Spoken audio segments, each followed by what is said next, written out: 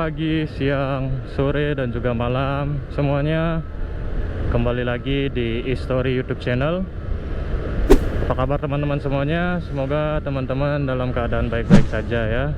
Nah, di kesempatan kali ini saya akan sedikit berbagi ke teman-teman kalau motovlogger pemula seperti saya, apa saja sih yang saya pakai. Nah, teman-teman semuanya, jadi saksikan videonya sampai habis dan jangan lupa untuk like, komen, dan juga subscribe ya. Nah, teman-teman, jadi di sini saya akan mulai dari motor saya. Jadi motor yang saya pakai ini adalah Honda Vario CBS Tekno tahun 2010. Jadi ini udah saya pakai sekitar 12 tahunan ya, karena sekarang itu udah 2021. Jadi motor Honda Vario CBS Tekno ini sebenarnya sangat masih layak dipergunakan di tahun 2021 ya, dan masih sangat bagus. Nah, untuk selanjutnya,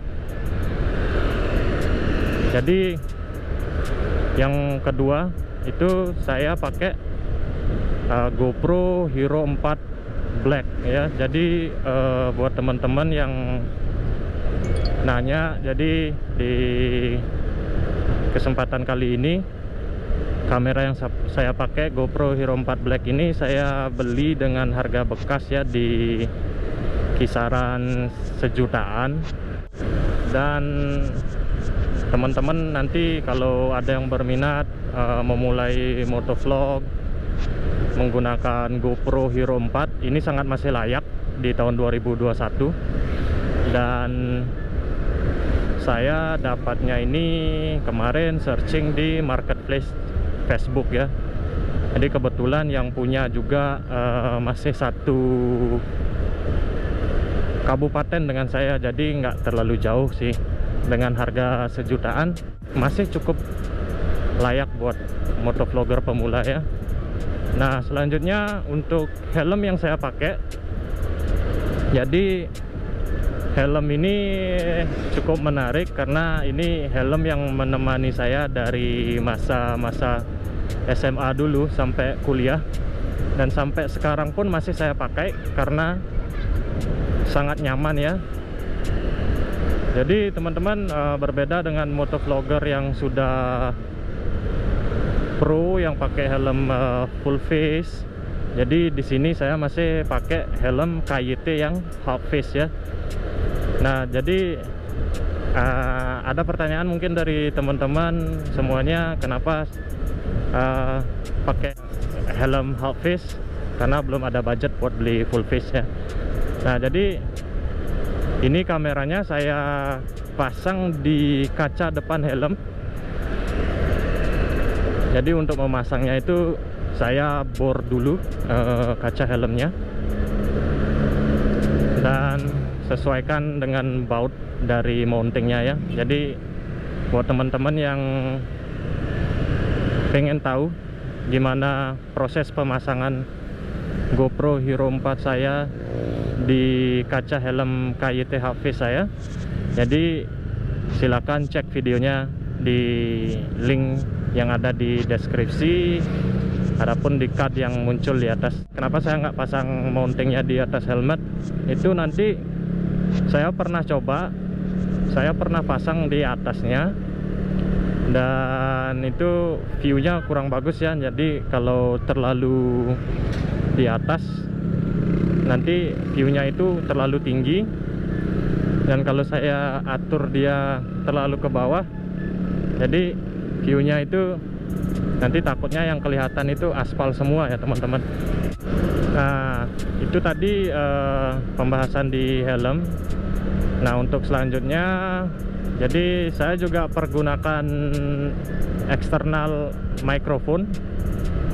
Jadi ini eksternal mikrofonnya ini saya beli murah ya. Jadi saya beli itu cuma 35.000, belinya juga di online. Dan juga untuk side case-nya saya beli di online juga dengan harga murah sekali sih, dengan harga 12.000 ya. Teman-teman history, kira-kira itu semua gear yang saya pakai untuk motovlogging. Jadi untuk motovlogger pemula itu udah sangat cukup sih dengan budget ya yang tidak terlalu wah sih. Untuk proses editing videonya, karena saya masih belajar, saya itu pakai KineMaster dan proses editingnya itu semua saya kerjakan di handphone saya ya. Jadi mudah-mudahan nanti kualitas videonya bagus.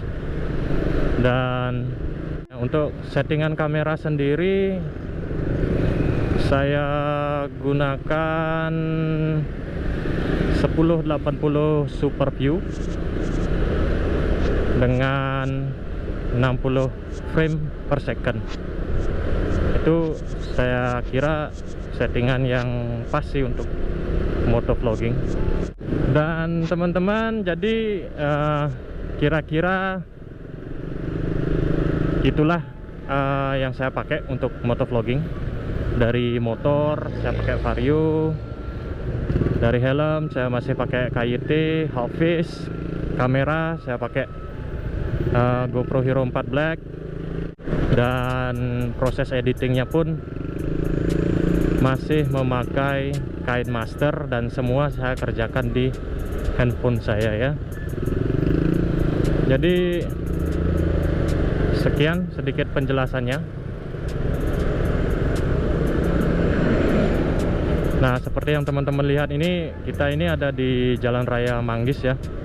Jadi rencana sih saya mau berkunjung ke dermaga Tanah Ampo ya.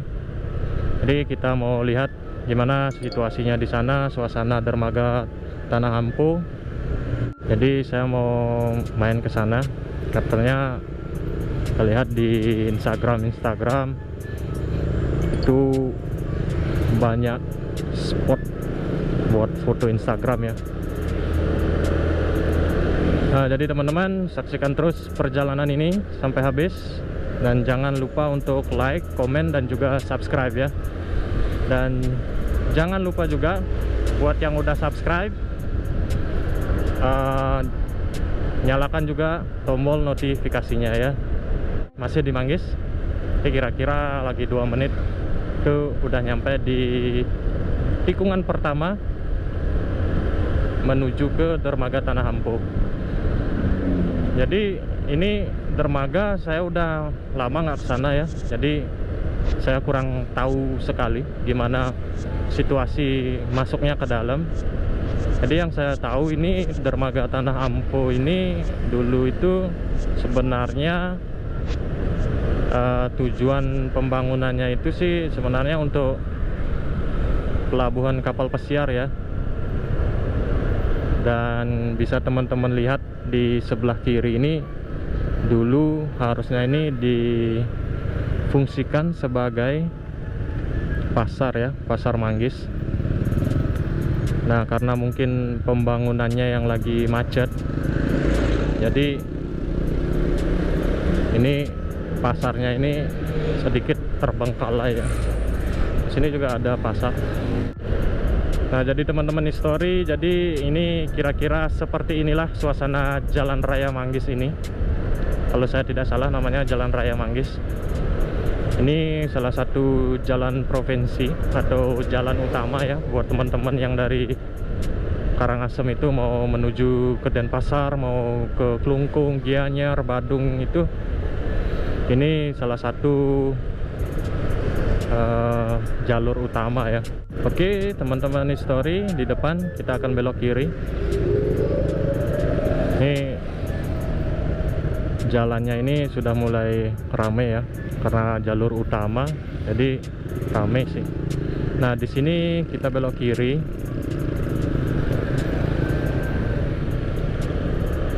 Dan kita lihat, saya kurang tahu atau berapa menit aksesnya dari jalan utama menuju ke dermaga Tanah Ampo itu sendiri ya.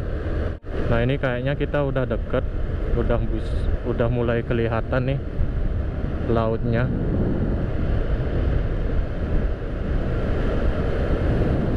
Ini setelah sekian lama, sekian tahun, ini pertama kali saya ke pelabuhan atau dermaga Tanah Ampo ini ya. Jadi kita lihat nanti apakah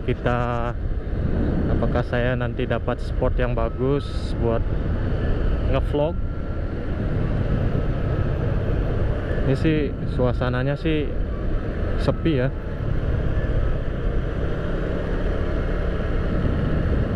Jadi ini di depan ada pertigaan ya. Saya kurang tahu nih ke kiri apa ke kanan. Kita coba ke kanan dulu ya.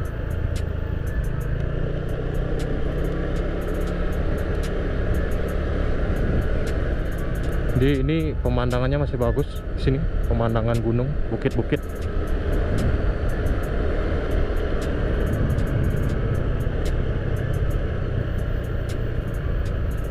Kayaknya kita parkir di sini ya.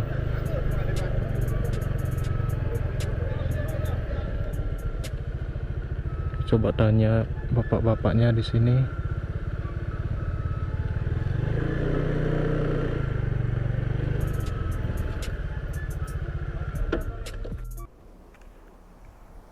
Nah, teman-teman history, sekarang saya berada di dermaga Tanah Ampo. Jadi bisa teman-teman lihat sendiri suasananya di sini. Jadi sekarang itu jam 11 siang ya. Jadi di sini itu cuacanya sangat terik sekali. Dan seperti inilah kira-kira suasana di dermaga Tanah Ampo, teman-teman history. Nah, jadi yang teman-teman lihat di depan ini adalah spot Instagram atau Instagramable spot. Jadi buat teman-teman yang suka dengan fotografi, ini bisa jadi referensi buat teman-teman nanti kalau ke dermaga Tanah Ampo ini, karena saya sendiri banyak lihat di Instagram, banyak dari teman-teman Instagram itu banyak yang ambil foto di sini dan hasilnya bagus sekali ya. Nah, jadi kira-kira seperti inilah suasananya.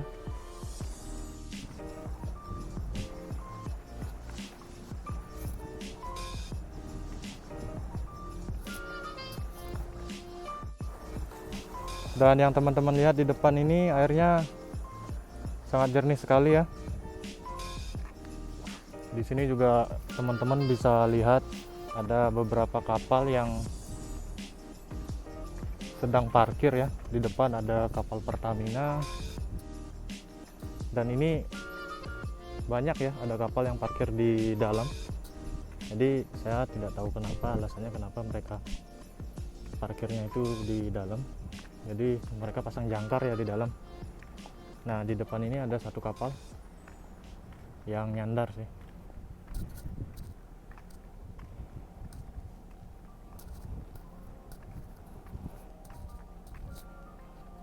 Ini kayaknya kalau kita kesini itu di pagi hari, ini tempatnya bagus ya, pas matahari terbit atau sunrise.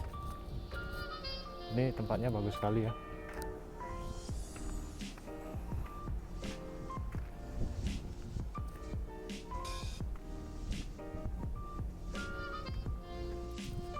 Nah, di depan ini nama kapalnya PSL Carol ya, Safety First. Jadi saya kurang tahu ini kapalnya difungsikan untuk apa. Nah, jadi teman-teman history, seperti inilah suasana di dermaga Tanah Ampo. Ini view perbukitan, laut. Ini juga ada bukit.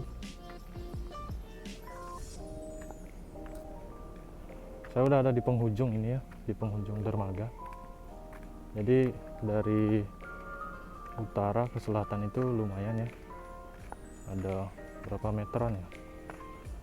900, 1 kilo mungkin ya. Jadi oke, buat teman-teman History, terima kasih sudah menyaksikan videonya sampai habis. Dan jangan lupa untuk like, komen, dan juga subscribe, share, dan jangan juga lupa untuk menyalakan tombol notifikasinya. Dan terima kasih.